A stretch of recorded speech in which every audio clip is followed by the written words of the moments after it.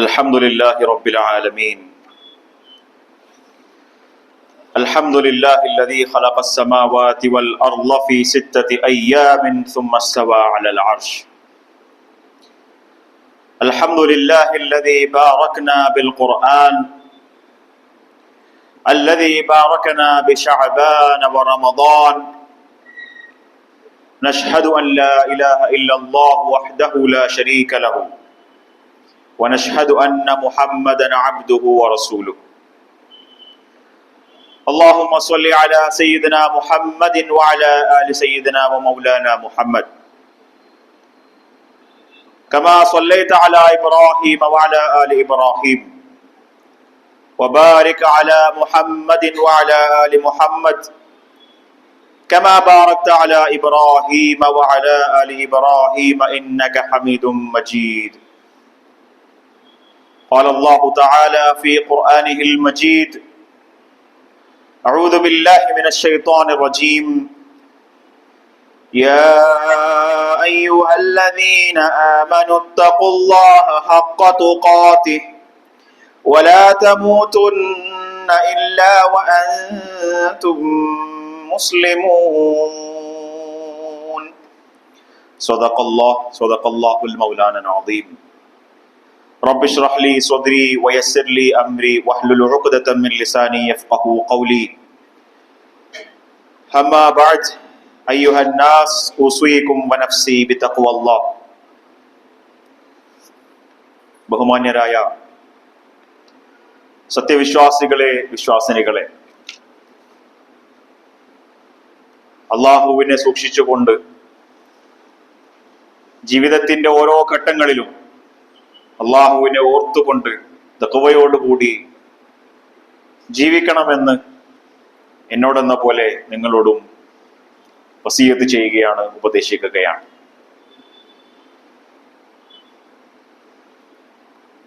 ഒരിക്കൽ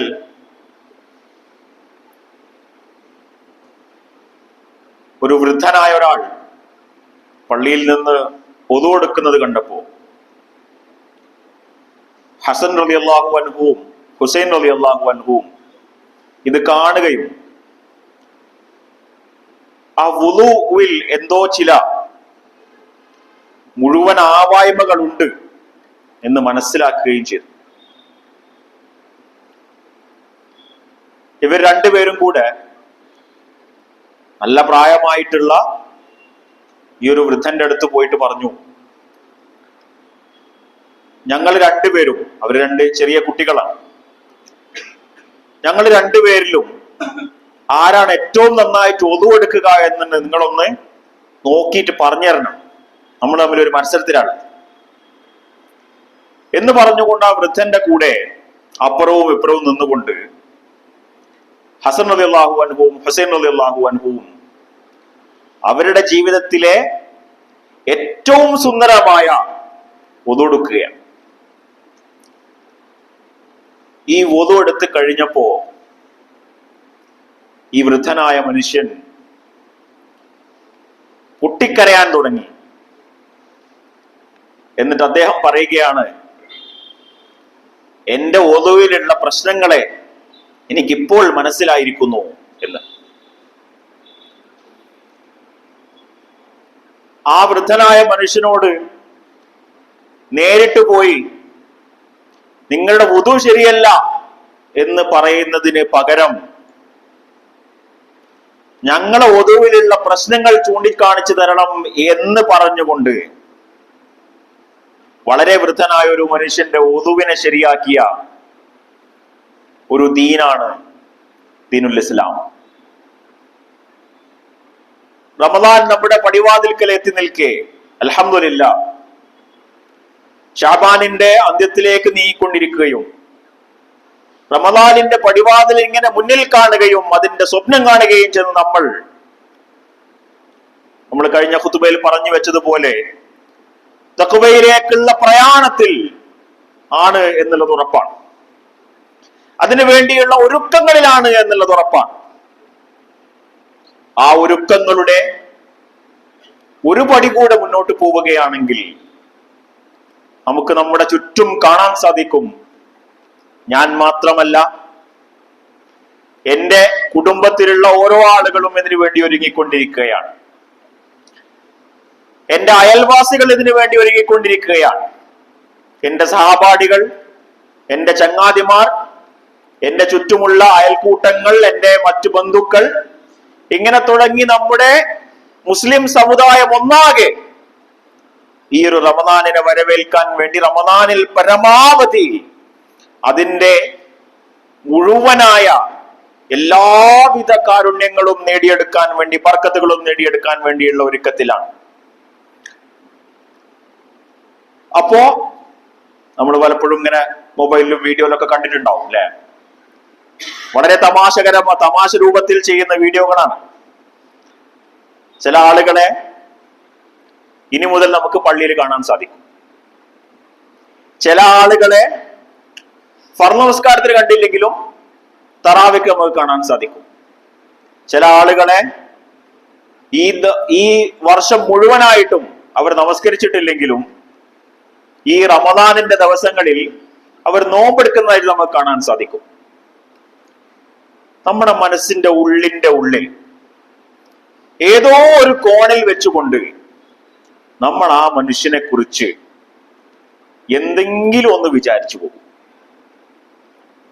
നമ്മൾ വിചാരിച്ചു പോകും, ഓ ഇത്രയും കാലം എവിടെയായിരുന്നു, ഇത്രയും കാലം അള്ളി റസൂൽ ഒന്നും ഇല്ലേനോ എന്ന് നമ്മൾ പറഞ്ഞു പോകും. മനസ്സിന്റെ ഉള്ളിൽ പുറത്ത് പറഞ്ഞിട്ടുണ്ടാവില്ല. ചില ആളുകൾ പുറത്ത് പറയും, റമദാനായപ്പോന് പള്ളിയിൽ കാണുന്നുണ്ട്, അല്ലാത്ത സമയത്തൊന്നും ഒരു പള്ളിയിൽ ഉണ്ടാവലില്ലായിരുന്നു എന്ന് നമ്മൾ എന്നെങ്കിലുമൊക്കെ ഏതെങ്കിലും അവസരത്തിൽ പറഞ്ഞു പോയിട്ടുണ്ടാകാം. റമദാൻ പുതിയതായി തുടങ്ങാനുള്ളത് തന്നെയാണ്. അത് തുടങ്ങാനുള്ള അവസരങ്ങൾ അള്ളാഹു നൽകുന്നത് തന്നെയാണ് റമദാൻ.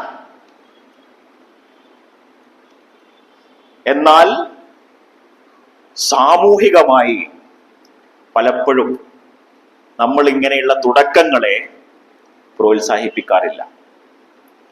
നമ്മൾ പലപ്പോഴും ആളുകളെ ജഡ്ജ് ചെയ്യാനാണ്, അവരെക്കുറിച്ചുള്ള തീരുമാനങ്ങൾ, അവരെക്കുറിച്ച് കുറെ കാഴ്ചപ്പാടുകൾ ഉണ്ടാക്കിയെടുക്കാനാണ് നമ്മൾ നോക്കുക.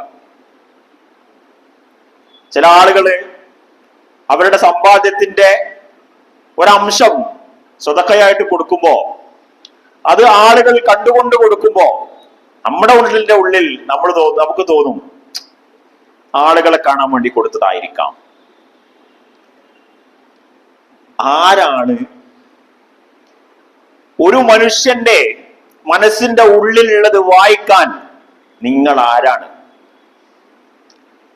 ഒരു മനുഷ്യന്റെ നിയ്യത്തിനെ ചോദ്യം ചെയ്യാൻ നിങ്ങൾ ആരാണ് എന്നാണ് അല്ലാഹു സുബ്ഹാനഹു വ തആല ചോദിക്കുന്നത്. ഇന്ന റബ്ബക ഹുവ അഅലമു ബിമൻ ضل عن സബീലി വഹുവ അഅലമു ബിൽ മുഹ്തദീൻ. അള്ളാഹുവിന്റെ മാർഗത്തിൽ നിന്ന് വ്യതിചലിക്കുന്നവരാണ് എന്ന് കൃത്യമായി അറിയുന്നവൻ അള്ളാഹുവാണ്. നിങ്ങൾക്കതിനുള്ള അധികാരമില്ല. നമ്മൾ പലപ്പോഴും നമ്മുടെ നാവിനെ കൊണ്ട് ഇസ്ലാമിനെ സ്ഥാപിക്കാൻ വേണ്ടി ശ്രമിക്കാറുള്ളത് വളരെ വളരെയധികം വേദനാജനകമായ രീതിയിലാണ്. പല സന്ദർഭങ്ങളിലായിക്കൊണ്ട് നമ്മൾ പറയും, എന്ത് അത് ഹലാലാണ്, ഇത് ഹറാമാണ്. ഒരാള് താടി നീട്ടി, രണ്ടാളുകൾ ഇങ്ങനെ ഇരിക്കുമ്പോൾ ഒരാളുടെ താടി നല്ല നീളുണ്ട്, ഒരു പിടി കയ്യിലൊതുങ്ങുന്ന ആ താടിയുണ്ട്. മറ്റേയാളുടെ താടി എന്ന് പറയുന്നത് കുറച്ച് ചെറുതാണ്. അപ്പൊ ഒരാള് വന്നിട്ട് ആ നല്ല താടിയുള്ള ആള് വന്ന് പറയാണ്, ഇത് പാടില്ല, ഒന്നെങ്കിൽ താടി നീട്ടി വളർത്തണം, ഇങ്ങനെ വളർത്തണം എന്നാണ് റസൂൽ പറഞ്ഞിട്ടുള്ളത്, ഇങ്ങനെ വളർത്തുന്നത് ഹറാമാണ്. ഇങ്ങനെയൊക്കെ ഒരാളെ കുറിച്ച് ഒരു ഹലാലും ഹറാമും കൃത്യമായി നിർവചിക്കപ്പെട്ട ദീനുൽ ഇസ്ലാമിനെ കുറിച്ച് നമ്മുടെ വാക്കാൽ ഹലാലും ഹറാമും തീരുമാനിക്കുന്നുണ്ടെങ്കിൽ നമ്മളൊന്ന് ആലോചിച്ച് നോക്കുക. നമ്മൾ ആരെ സ്ഥാനത്ത് നിന്നുകൊണ്ടാണ് ഇത് പറയുന്നത്? അള്ളാഹു പറയുന്നു, നിന്റെ മനസ്സിലുള്ളത് അറിയാൻ ഈ ലോകത്തൊരു മനുഷ്യനും സാധ്യമല്ല, അള്ളാഹുവിന് മാത്രമേ സാധ്യമാവൂ. പക്ഷെ നമുക്കറിയാം എന്ത്, ആ കൊടുക്കുന്നത് ആരെയോ കാണിക്കാൻ വേണ്ടിയിട്ടാണ് എന്ന് എനിക്കറിയാം എന്ന് നമ്മൾ പലപ്പോഴും വിചാരിക്കും. ഇത് ഹലാലാണ് എന്ന് ഹറാമാണ് എന്ന് പറയാൻ എനിക്കറിയാം, ഞാനാണ് അത് തീരുമാനിക്കുന്നത് എന്നുള്ള വിചാരത്തിൽ, എന്നുള്ള ചില പരികൽപ്പനകളിൽ നിന്നുകൊണ്ട് ഹലാലും ഹറാമും തീരുമാനിക്കുന്ന നമ്മുടെ നാവുകളാണെങ്കിൽ നമ്മൾ സൂക്ഷിക്കണം.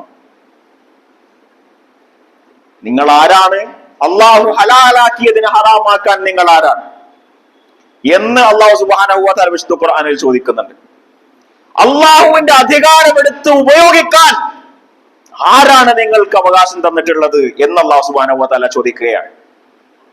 ഒരു മനുഷ്യനെ കുറിച്ച്, അയാളുടെ നിയ്യത്തിനെ കുറിച്ച്, അയാളുടെ ചെയ്തികളെ കുറിച്ച്, അതിനെക്കുറിച്ച് കമന്റ് പറയുകയും ജഡ്ജ് ചെയ്യുകയും ചെയ്യുന്നതിന് പകരം നസീഹത്തിൽ ഉണ്ടാവണം എന്നാണ് അള്ളാഹുവിന്റെ ദീന് പഠിപ്പിക്കുന്നത്, അള്ളാഹുവിന്റെ പ്രവാചകര് പഠിപ്പിക്കുന്നത്. അള്ളാഹുവിന്റെ പ്രവാചകർ സല്ലല്ലാഹു അലൈഹി വസല്ലം പറയുകയാണ്, അദ്ദീനു അൻ-നസീഹ. ദീൻ എന്ന് പറഞ്ഞാൽ തന്നെ നസീഹത്താണ്. മറ്റൊരാൾക്ക്, മറ്റൊരു സൃഷ്ടിക്ക് ഏറ്റവും നല്ലത് സംഭവിക്കണം എന്നുള്ള എന്റെ ഉള്ളിലെ വിചാരമാണ്. സൂറത്ത് യാസീനിലെ സംഭവങ്ങൾ എടുത്ത് നോക്കിയാൽ നമുക്ക് കാണാൻ സാധിക്കും. അതില് ഒരു പ്രവാചകനെ നാട്ടിലേക്ക് അയച്ചു, അവരെ ആളുകൾ കൊന്നുകളഞ്ഞു. മറ്റൊരാളെ വീണ്ടും അയച്ചു, അങ്ങേ ദൂരെ നിന്ന് ഒരാളെ വീണ്ടും ആ നാട്ടിലേക്ക് അയച്ചു, അവരെയും ഈ നാട്ടുകാർ കൊന്നുകളഞ്ഞു. ഇതൊക്കെ അള്ളാഹുവിന്റെ പ്രവാചകരായി വന്നിട്ടുള്ള ആളുകളായിരുന്നു. ഈ പ്രവാചകർ അവരുടെ ഹൃദയങ്ങൾ, അവരുടെ ആത്മാവ് അള്ളാഹുവിലേക്ക് ഇങ്ങനെ ഉയർന്നു പോയിക്കൊണ്ടിരിക്കുമ്പോൾ അവരുടെ ആത്മാവ് പറയുന്നതായി വിശുദ്ധ ഖുർആനിൽ പറയുന്നുണ്ട്, എന്താണ് എനിക്ക് ലഭിക്കാൻ പോകുന്നത്, എന്താണ് എനിക്ക് പരലോകത്ത് ലഭിക്കാൻ പോകുന്നത് എന്ന് ഈ നാട്ടിലുള്ള ആളുകൾ അറിഞ്ഞിരുന്നുവെങ്കിൽ ഇതാണ് നസീഹത്ത്. എന്നെ കൊന്ന ആളുകളല്ലേ, അനുഭവിച്ചോളി, നരകത്ത് പോയിക്കോളി എന്ന് പറയുന്നതിന് പകരം, എന്ന് വിചാരിക്കുന്നതിന് പകരം, പറയുന്നതിന് പകരമല്ല, എന്ന് വിചാരിക്കുന്നതിന് പകരം നിങ്ങൾ ഇത് അറിയാതെ പോയത് കൊണ്ട് മാത്രമാണ് ത്വായിഫില് റസൂലുള്ളാഹി സ്വല്ലല്ലാഹു അലൈഹി വസല്ലമ കല്ലെറിഞ്ഞ് വിഷമത്തോടു കൂടി വേദനിച്ചു നിൽക്കുന്ന സമയത്ത് മലായിക്കത്ത് വന്ന് ചോദിച്ചില്ലേ, ഒരു കൽപ്പന മതി റസൂലുള്ളാഹ്, ഈ മലയെടുത്ത് ഈ തായിഫിലുള്ള ആളുകളെ മുഴുവൻ നശിപ്പിക്കാൻ എനിക്ക് സാധിക്കും, അള്ളാഹുവിന്റെ പെർമിഷൻ കിട്ടും, നിങ്ങൾ ഒന്ന് പറഞ്ഞാൽ മതി, പാടില്ല, അവരറിവില്ലാത്തത് കൊണ്ടാണ് എന്ന് അള്ളാഹുവിന്റെ പ്രവാചകർ പറഞ്ഞിട്ടുണ്ടെങ്കിൽ ഇതാണ് ദീനുൽ ഇസ്ലാം എന്ന് നമ്മൾ മനസ്സിലാക്കേണ്ടതുണ്ട്. ഈ പ്രോസസ്സിൽ നന്നാവാൻ വിചാരിക്കുന്ന ആളുകൾ, നന്മയിലേക്ക് അടുക്കണം എന്ന് വിചാരിക്കുന്ന ആളുകളുടെ എണ്ണം കൂടി വരുന്ന ഒരു സന്ദർഭമാണ് ഇത് എന്നുള്ളത് കൊണ്ടാണ് ഇത് ഇത്രയും പ്രധാനപ്പെട്ട ഒരു വിഷയമായി ഇവിടെ പറയണം എന്ന് ഞാൻ തീരുമാനിച്ചത്. ആളുകൾ പല രീതിയിലായിരിക്കാം, അവരുടെ അവസ്ഥകൾ പലതായിരിക്കാം. ആ അവസ്ഥയിലുള്ള ആളുകളെ കുറിച്ച് നമുക്ക് പറയാനുള്ള അധികാരമില്ല. കാരണം അത് അള്ളാഹുവിന്റെ മാത്രം അറിവാണ്, നിങ്ങളുടെ അറിവല്ല. അതിനുള്ള ബാധ്യതയും നിനക്കില്ല. മറ്റുള്ളവരെ കുറിച്ച് ജഡ്ജ് ചെയ്യാനുള്ള ബാധ്യതയും നിനക്കില്ല. അതും അള്ളാഹുവിന്റെ ജഡ്ജ്മെന്റിന് വേണ്ടി വെയിറ്റ് ചെയ്യുക മാത്രമേ ചെയ്യേണ്ടതുള്ളൂ എന്നാണ് അള്ളാഹു സുബ്ഹാനഹു വ തആല പഠിപ്പിച്ചു വെക്കുന്നത്. അള്ളാഹു ബദറിലെ തടവുകാരെ ബന്ദികളാക്കി പിടിച്ചു വെച്ചിരിക്കുന്ന സമയത്ത് റസൂലിനോട് അള്ളാഹു സുബ്ഹാനഹു വ തആല പറയുകയാണ്, നിങ്ങൾ ഈ ബന്ദികളോട് പറയുക,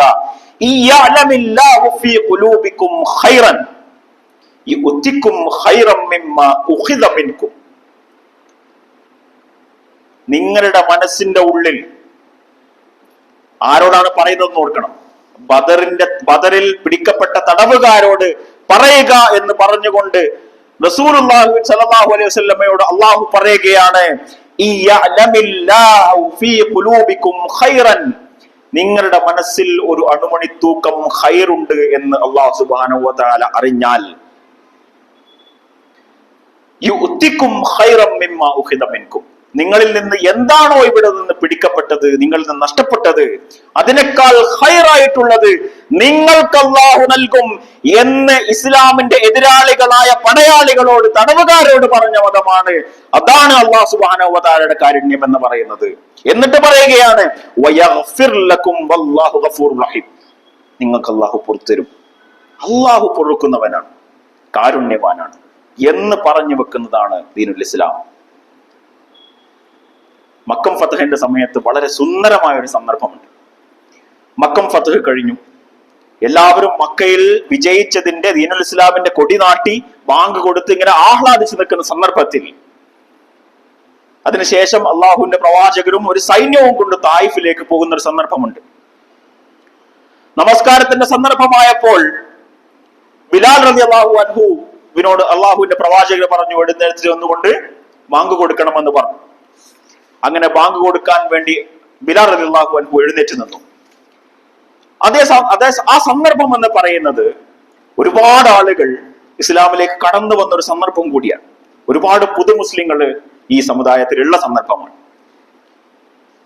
അപ്പൊ അതിൽപ്പെട്ട ഒരു സഹാബി, പുതുതായി ഇസ്ലാം സ്വീകരിച്ചൊരു സഹാബി, അബൂ മഹ്ദൂറ എന്ന പോലുള്ള ഒരു സഹാബി, ഈ സഹാബിയും ഒരു കൂട്ടം ആളുകളും ബിലാൽ റളിയല്ലാഹു അൻഹു ആണോ ബാങ്ക് കൊടുക്കുന്നത്, ഈ കറുത്ത മനുഷ്യനാണോ ബാങ്ക് കൊടുക്കുന്നത് എന്നൊക്കെ പറഞ്ഞുകൊണ്ട് അനാവശ്യമായ ചില വാക്കുകൾ ഉപയോഗിച്ചുകൊണ്ട് ബിലാൽ റളിയല്ലാഹു അൻഹുവിനെ കളിയാക്കുന്ന ഒരു സന്ദർഭമാണ്. ഈ സന്ദർഭം ഒന്ന് ഓർത്തു നോക്കുക. സൈന്യമാണ്, സൈന്യത്തിന് സൈന്യത്തിൻ്റെതായ ചിട്ടവട്ടങ്ങളുണ്ട്. അതിന്റെ കമാൻഡർ ആയിരിക്കുന്നത് പ്രവാചകൻ സല്ലല്ലാഹു അലൈഹി വസല്ലമയാണ്. ത്വായിഫിലേക്ക് പോകുന്ന വഴിയാണ്. ത്വായിഫ് എന്ന് പറയുന്നത് നേരത്തെ പറഞ്ഞതുപോലെ നമ്മൾ പ്രവാചകൻ ഒരുപാട് ബുദ്ധിമുട്ടിച്ചത് നാടാണ്. അതിലേക്ക് പോയിക്കൊണ്ടിരിക്കുന്ന ഒരു സന്ദർഭത്തിൽ ഇത്തരം ഒരു വാക്ക് ഒരു സഹാബിയിൽ നിന്ന് വന്നു. ഒരിക്കലും പൊറുക്കപ്പെടാൻ സാധ്യതയില്ലാത്ത, അന്നേ സമയം തന്നെ പണിഷ് ചെയ്യപ്പെടേണ്ട, കുറ്റക്കാരനെന്ന് കണ്ടുപിടിച്ചു കഴിഞ്ഞാൽ ഉടനെ തന്നെ അതിനുള്ള ശിക്ഷ നൽകപ്പെടേണ്ട സന്ദർഭത്തിൽ അള്ളാഹുവിന്റെ പ്രവാചകർ പറഞ്ഞു, ആരാണത് ചെയ്തത്? അപ്പൊ സഹാബത്ത് പറഞ്ഞു, അബൂ മഹ്ദൂറയും കൂട്ടരുമാണ്. അബൂ മഹ്ദൂറയെ വിളിക്കാൻ വേണ്ടി പറഞ്ഞു.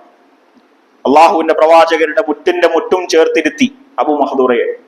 എന്നിട്ട് പറഞ്ഞു, അല്ലേ അബൂ മഹ്ദൂറ, നിനക്ക് ബാങ്ക് കൊടുക്കാൻ അറിയോ? ബാങ്ക് കൊടുക്കാൻ അറിയോന്ന് വെച്ചു. അബൂ മഹ്ദൂറയെ കുറിച്ച് മറ്റൊരു കൗലുണ്ട്.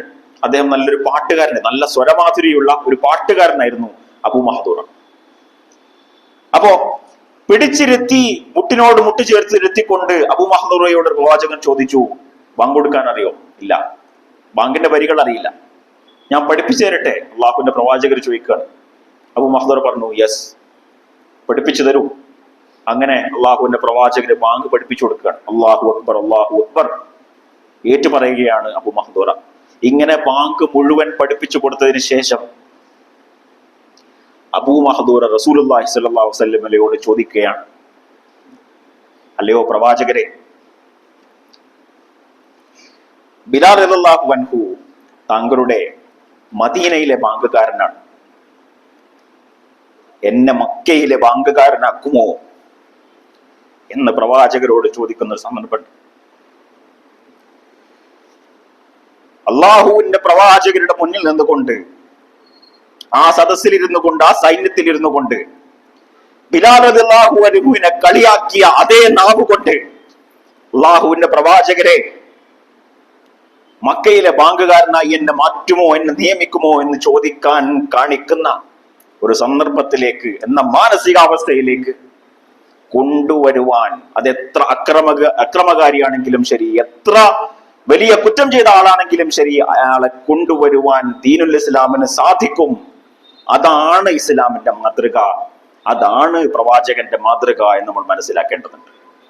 ഈ മാനസാന്തരത്തിനെടുത്ത സമയം വെറും 5 മിനിറ്റാണ്. ബാങ്ക് കൊടുക്കുമ്പോ കാണിച്ച ആ ഒരു പോക്രിത്തരം, അത് മാറ്റാൻ വേണ്ടി അള്ളാഹുവിന്റെ പ്രവാചകർ ചെയ്തത് മുട്ടിനോട് മുട്ട് ചേർത്തിരുത്തി ബാങ്ക് പഠിപ്പിച്ചു കൊടുത്തു എന്ന് മാത്രമാണ്.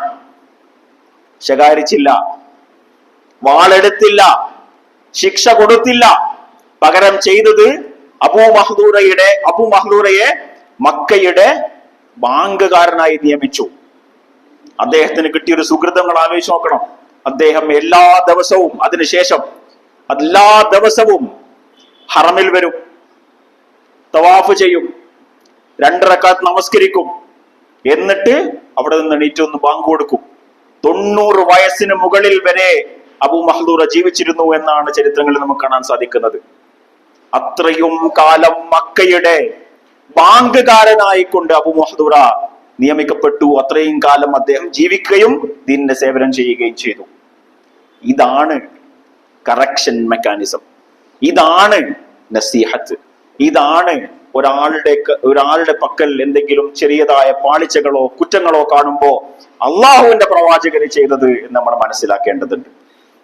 നേരെ മറിച്ച് നമ്മുടെ മനസ്സിൽ പലപ്പോഴും കയറി വരുന്ന പലതരം പ്രശ്നങ്ങളുണ്ട്. അതിനെ അള്ളാഹു വിമർശിക്കുന്നതിന്റെ അറ്റം നമ്മൾ കാണേണ്ടതുണ്ട്. യാ അയ്യുഹല്ലദീന ആമനു ജ്തനിബൂ കസീറൻ മിനദ്ദന്നി. നിങ്ങൾ ആളുകളെ കുറിച്ച് ഊഹാപോഹങ്ങൾ പറഞ്ഞു നടക്കുന്നതും വിചാരിക്കുന്നതും മതിയാക്കണം. ഇജ്തനിബൂ, നിങ്ങൾ അത് ഒഴിവാക്കണം. ഇന്ന ബഅദദ്ദന്നി ഇസ്മുൻ, ഇതിൽ ചിലപ്പോഴെങ്കിലും പാപം കടന്നു വന്നേക്കാം, ശിക്ഷാർഹമായ പാപം കടന്നു വന്നേക്കാം. വലാ തജസ്സസു വലാ യഗ്തബ് ബഅദുകും ബഅദാ, നിങ്ങൾ പരസ്പരം പരദൂഷണം പറയരുത്, പരിഹസിക്കരുത്, ചൂഴ്ന്നന്വേഷിക്കരുത്. നമ്മൾ പലപ്പോഴും നമ്മുടെ മനസ്സിന്റെ ഉള്ളിലുണ്ടാവും, അയാൾ കൊടുക്കുന്നത് ശരി തന്നെയാണോ, അയാൾ നിസ്കരിക്കുന്നത് ശരി തന്നെയാണോ, എനിക്കൊന്ന് കാണണം, ഒന്ന് ഉറപ്പിക്കണം എന്നുള്ളത് അള്ളാഹു ചോദിക്കുന്നത്. അതിനുള്ള അവകാശമോ അതിനുള്ള ഉത്തരവാദിത്തമോ നിനക്കില്ല. വലാ തജസ്സസു, നിങ്ങൾ ജാസൂസ് ആവേണ്ട ആവശ്യമൊന്നുമില്ല, നിങ്ങൾ ചുഴിഞ്ഞന്വേഷിക്കേണ്ട ആവശ്യമൊന്നുമില്ല. അത് അള്ളാഹുവും ആ മനുഷ്യനും തമ്മിലുള്ള ബന്ധത്തിന്റെ പുറത്താണ്. അത് അവിടെ നടന്നോട്ടെ. അതിലേക്ക് ചൂഴ്ന്നന്വേഷിക്കാൻ നിങ്ങൾ പോകേണ്ടതില്ല. അള്ളാഹുവിനെ കുറിച്ച് പറയുന്നത്, അള്ളാഹു നമുക്ക് പഠിപ്പിച്ചു തരുന്നത്, നിങ്ങൾ അള്ളാഹുവിന്റെ വർണ്ണങ്ങൾ അണിയണമെന്നാണ്. അള്ളാഹുവിന്റെ ക്യാരക്ടറിസ്റ്റിക്സ്, അള്ളാഹുവിന്റെ നാമങ്ങൾ. അള്ളാഹുവിന്റെ നാമങ്ങൾ എന്താണ്? അള്ളാഹുവിന്റെ നാമങ്ങളിൽ ഏറ്റവും സുന്ദരമായ നാമങ്ങളാണ് റഹ്മാൻ, റഹീം. അള്ളാഹുക്ക് ഏറ്റവും ഇഷ്ടപ്പെട്ട നാമങ്ങൾ അല്ലെ? അള്ളാഹുവിന് ഏറ്റവും ഇഷ്ടപ്പെട്ട നാമങ്ങളാണ് റഹ്മാൻ, റഹീമും. കരുണയാണ്, വിട്ടുവീഴ്ചയാണ്, ആഫുവാണ്. അള്ളാഹുവിന്റെ നാമങ്ങളിൽ മറ്റും ഒരുപാട് നാമങ്ങളുണ്ട്.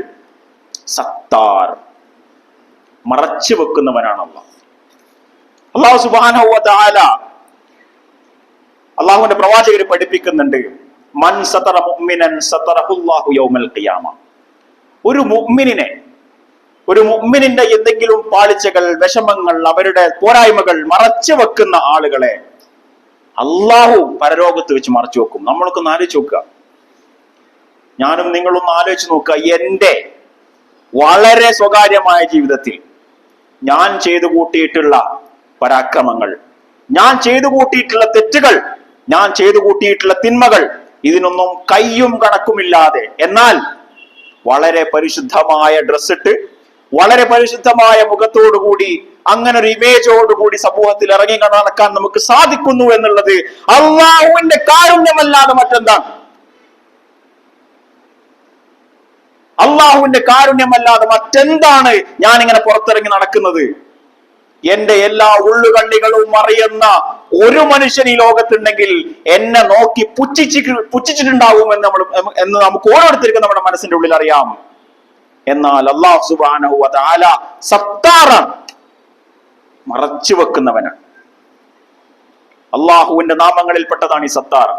അത് നിങ്ങൾ എടുത്തണിയണം എന്ന് അള്ളാഹു പഠിപ്പിക്കുന്നുണ്ട്. മൻ സതറ മുഅ്മിനൻ സതറഹുല്ലാഹു യൗമൽ ഖിയാമ. ഖിയാമത്ത് നാളിൽ ഈ കിതാബ് തുറക്കപ്പെടും. നമ്മൾ ചെയ്തിട്ടുള്ള എല്ലാ കാര്യങ്ങളും ഒന്നിടവിടാതെ എഴുതപ്പെട്ട ആ കിതാബ് തുറക്കപ്പെടും. അത് പ്രൊജക്ടറിൽ ഇങ്ങനെ കാണിക്കും എന്റെ ലൈഫ്. ആ ലൈഫ് ഇങ്ങനെ കാണുമ്പോ നമുക്ക് തന്നെ നമ്മളോട് പുച്ഛം വരുന്ന അവസ്ഥയുണ്ടാകും. പക്ഷേ അവിടെ അത് മറച്ചു വെക്കുകയും അത് അള്ളാഹു പുറത്തു കൊടുക്കുകയും ചെയ്യും എന്ന് അല്ലാഹു സുബ്ഹാനഹു വ തആല പറയുന്നുണ്ട്. ഇനി നമ്മൾ തീരുമാനിക്കണം, ഞാൻ മറ്റൊരാളെ കുറിച്ച് ഇങ്ങനെ അപവാദങ്ങൾ പറയുന്നവനായി, ഞാൻ മറ്റൊരാളുടെ തിന്മകൾ ചൂഴ്ന്നന്വേഷിക്കുന്നവനായി, പോരായ്മകൾ അന്വേഷിക്കുന്നവനായി മാറണോ?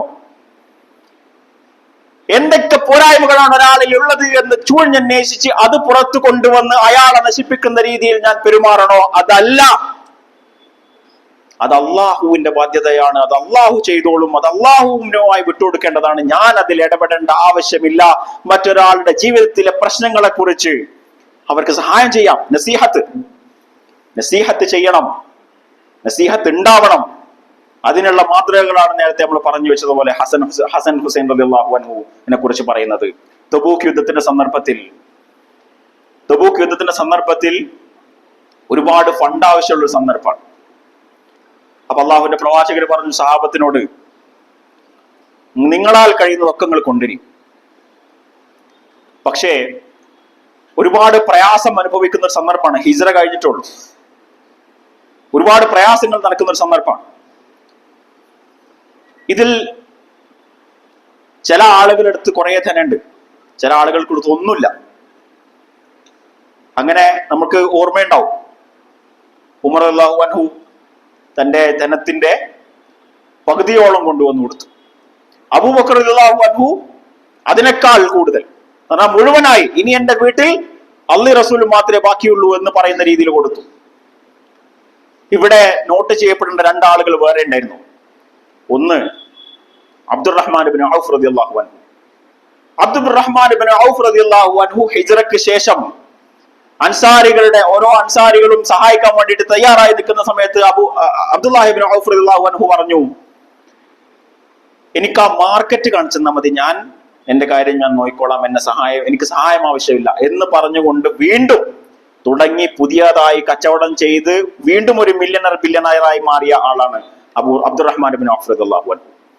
തബൂക്ക് യുദ്ധത്തിന്റെ സന്ദർഭത്തിൽ 400,000 ദീനാറുകൾ തബൂക്ക് യുദ്ധത്തിന്റെ സന്ദർഭത്തിൽ കോൺട്രിബ്യൂട്ട് ചെയ്തിട്ടുണ്ട് അബ്ദുറഹ്മാൻ ഇബ്നു ഔഫ് റളിയല്ലാഹു അൻഹു.